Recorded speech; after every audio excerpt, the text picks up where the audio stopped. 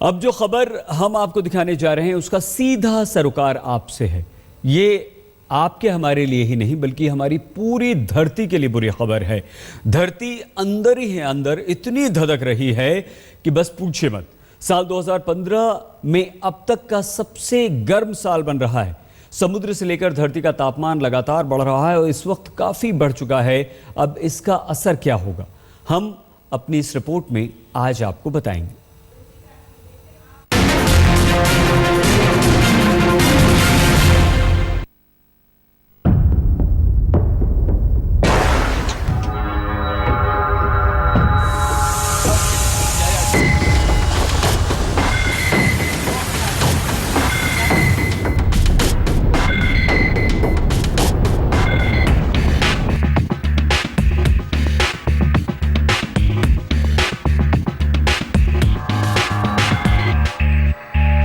धरती के लिए सबसे बुरी खबर। मौसम ने बनाया सबसे घातक रिकॉर्ड। समुद्री जल के सतह तापमान ने बनाया नया रिकॉर्ड। अंदर ही अंदर धधक रही है धरती। 2015 अब तक का सबसे गर्म साल। विश्व के मौसम वैज्ञानिकों का चौंकाने वाला खुलासा।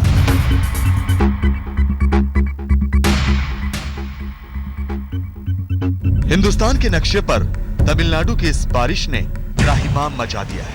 ये बारिश कुदरत की बड़ी त्रासदी से कम नहीं है।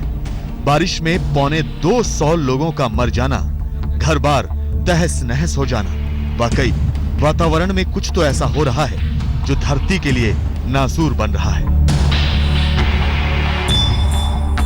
सिर्फ यही नहीं, उदाहरण के तौर पर बाढ़ से हुई कश्मीर की तबाही भी है और केदारनाथ की खौफनाक त्रासदी भी। और ऐसा सिर्फ हिंदुस्तान में ही नहीं बल्कि दुनिया भर में हो रहा है। ऐसा क्यों हो रहा है, हम आपको इसके बारे में तफसील से बताएंगे। लेकिन मौसम में हो रही इस उथल पुथल की चिंता विश्व भर के वैज्ञानिक भी कर रहे हैं। विश्व मौसम विज्ञान संस्था के मुताबिक साल 2015 अब तक का रिकॉर्ड किया गया सबसे गर्म साल बन रहा है। अक्टूबर के अंत तक उपलब्ध डेटा के मुताबिक इस साल धरती और समुद्र पर मापे गए तापमान अपने उच्चतम स्तर पर है। शोधकर्ताओं का कहना है कि 2011 से 2015 के बीच यानी 5 साल सबसे गर्म रहे हैं। वैज्ञानिकों के मुताबिक मजबूत हुए अल नीनो और मानवकृत ग्लोबल वार्मिंग के संगम की वजह से यह तापमान बढ़ा है। वैज्ञानिकों के मुताबिक ग्रीन हाउस गैस भी रिकॉर्ड स्तर पर पहुंच गई है। पेरिस में होने जा रहे महत्वपूर्ण जलवायु सम्मेलन से एक हफ्ते पहले संयुक्त राष्ट्र की मौसम एजेंसी के महासचिव माइकल जुराद ने मौसम में आ रहे बदलाव पर बड़ा खुलासा किया। कई वजहों से ग्लोबल वार्मिंग को देखते हुए 2015 ऐतिहासिक रहेगा। 2015 में समुद्र के सतह के तापमान में रिकॉर्ड इजाफा हुआ है और ये धरती के लिए बुरी खबर है। तो सुना आपने, विश्व के वैज्ञानिक धरती को चेता रहे हैं और पृथ्वी के लिए सबसे बुरी खबर बता रहे हैं। संयुक्त राष्ट्र की मौसम एजेंसी ने बताया कि प्राथमिक डेटा से यह भी जाहिर होता है कि जब से समुद्र की सतह का तापमान मापा गया है तब से अब तक इस साल के तापमान में 1 डिग्री सेल्सियस की बढ़ोतरी मुमकिन है। इसके अलावा दुनिया भर का औसत सतह तापमान 1961 से 1990 के बीच 14 डिग्री सेल्सियस से बढ़कर 2015 में 0.73 डिग्री ज्यादा रहने की संभावना है।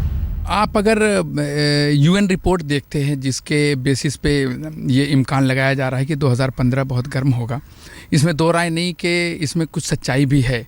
2011 से 2015 ये पूरा 5 साल के वक्फे को गर्म करार दिया गया है। फ्रांस की राजधानी में करीब 150 मुल्कों के नेता भी ग्लोबल वार्मिंग पर एक महत्वपूर्ण समझौता करने जा रहे हैं। माइकल जुराद का यह भी कहना है कि हमारे पास ज्ञान और कार्रवाई करने के माध्यम है, हमारे पास विकल्प है, लेकिन भविष्य की पीढ़ी के पास ये नहीं होगा। पिछले साल समुद्री जल के सतह तापमान ने भी एक नया रिकॉर्ड बनाया जा रहा था। विश्व मौसम संगठन यानी WMO के मुताबिक 2015 अब तक का सबसे गर्म साल होने जा रहा है। WMO का कहना है कि पृथ्वी की सतह का तापमान औद्योगिक क्रांति के बाद 1 डिग्री सेल्सियस बढ़ चुका है और इसकी वजह से दुनिया भर के मौसम में जबरदस्त बदलाव देखे जा रहे हैं। कैमरामैन संजीव कुमार के साथ सिद्धार्थ, दिल्ली आज तक। बारिश, बाढ़, सूखा, आसमान में छाई धुंध, पिघलते ग्लेशियर, ये क्या हो रहा है हमारी धरती पर? जो भी हो रहा है वो दुनिया के लिए बेहद खतरनाक, बेहद घातक है, क्योंकि धरती का लगातार तापमान बढ़ रहा है। मौसम को उलट पुलट ये तापमान कर रहा है। ग्लोबल वार्मिंग से समंदर का जल स्तर भी बढ़ रहा है। दुनिया के वजूद पर एक बड़ा खतरा मंडराने लगा है।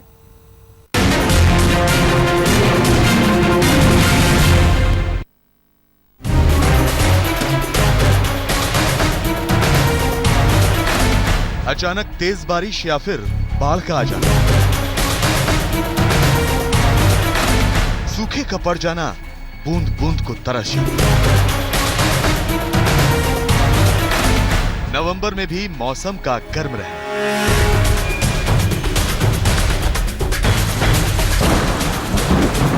ये सब हो क्यों रहा है?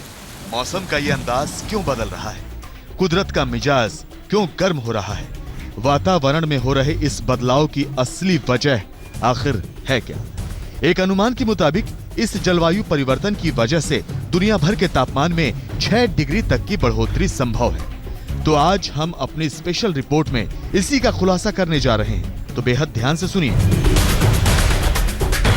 ग्लोबल वार्मिंग नाम का एक शब्द दुनिया के लिए कितना घातक है, एक आम आदमी शायद समझ नहीं पाता। शब्द थोड़ा टेक्निकल लगता है, लिहाजा इसे एक वैज्ञानिक परिभाषा मानकर छोड़ दिया जाता है। लेकिन हम इसकी तह तक जाएं तो हमें पता चलेगा कि वाकई ये विषय बहुत महत्वपूर्ण है। पूरी दुनिया इससे प्रभावित हो रही है। अगर इसे संभाला नहीं गया तो ये किसी विश्व युद्ध से ज्यादा जान माल का नुकसान कर सकता है। ये तो ऑब्जर्वेशनल फैक्ट है कि जो सीजन में शिफ्टिंग हो रहा है, और इसके पीछे तो बड़े बड़े रीजन हैं, जैसे ग्लोबल वार्मिंग है, क्लाइमेट चेंज हो रहा है, तो उसका इम्पैक्ट तो आएगा ही, हर साल इम्पैक्ट आएगा। घट ही रहा है, जो ग्लेशियर तो पिघल ही रहे हैं, तो ये तो इम्पैक्ट आ ही रहा है। तो ग्लोबली नोन फिनोमेना है कि भाई स्नो मेल्ट हो रहा है, और आगे बहुत सारे आइलैंड हैं जिनके डूबने का भी खतरा बना हुआ है। ग्लोबल वार्मिंग का हमारी जिंदगी पर कैसे असर पड़ रहा है, इसे समझते हैं। पिछले एक दशक में समुद्र का जलस्तर 17 सेंटीमीटर तक बढ़ा है, और ये सब ग्लोबल वार्मिंग से हुआ है। गर्म होती धरती से एल्प्स, हिमालय, एंडेज, रॉकीज, अलास्का और अफ्रीकी पर्वत श्रृंखलाओं में ग्लेशियर पिघल रहे हैं। आर्कटिक में इसका सबसे ज्यादा असर देखने को मिला है। हम आपको बता दें कि 1910 में आर्कटिक में 150 ग्लेशियर थे, जो 2015 आते आते महज 27 रह गए हैं। उत्तरी हैम्पशायर में बर्फ की चादर पिछले 5 दशक में घटी है। ग्लेशियर पिघलने की वजह है ग्रीन हाउस गैसों का अपने हाई लेवल पर पहुंचना। तो चलिए अब आपको ग्रीन हाउस गैसों के बारे में भी बता देते हैं। ये कौन कौन सी गैसें हैं और कैसे पैदा होती हैं। ग्रीन हाउस गैसों में कार्बन डाइऑक्साइड, मीथेन और नाइट्रस ऑक्साइड जैसी गैसें शामिल हैं। इनमें सबसे ज्यादा उत्सर्जन होता है कार्बन डाइऑक्साइड का। अब ये उत्सर्जन कैसे होता है ये भी समझ लेते हैं।